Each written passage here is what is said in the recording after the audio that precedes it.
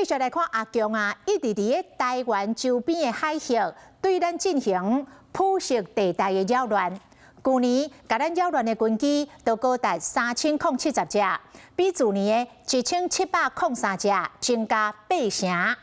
另外，阿强啊，嘛用动画的方式宣传因军演的影片。国安局长蔡明安今仔日就来证实，讲这个动画内容拢有政治的意涵。啊，针对阿强啊发布的一寡有争议的讯息，国防部拢有掌握。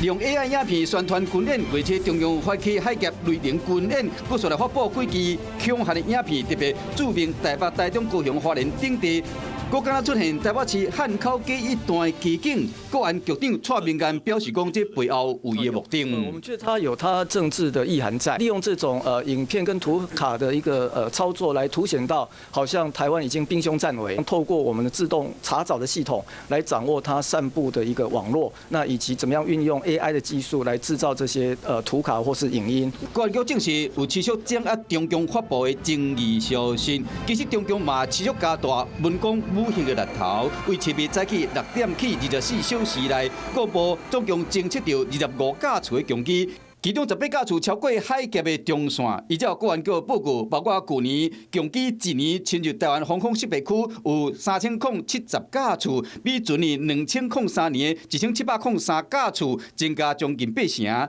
宽基轮嘛继续伫台湾的北部西南边海域停留，加上最近更加密集放这个探空气球，去年总共放147粒，今年到3月19已经有76粒，一天上济有11粒。其实两岸有一些重大的指标性的事件，然后中共认为他必须要演习，不会放弃他利用这个灰色地带的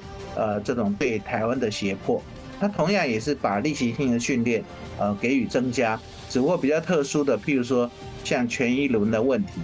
国防甲国安单位继续咧严厉监控甲应对，绝对无要互中共有机会。你好，我是宋彦明。想掌握最及时的新闻资讯吗？赶紧订阅、按赞、开启小铃铛，锁定华视新闻 YouTube 频道。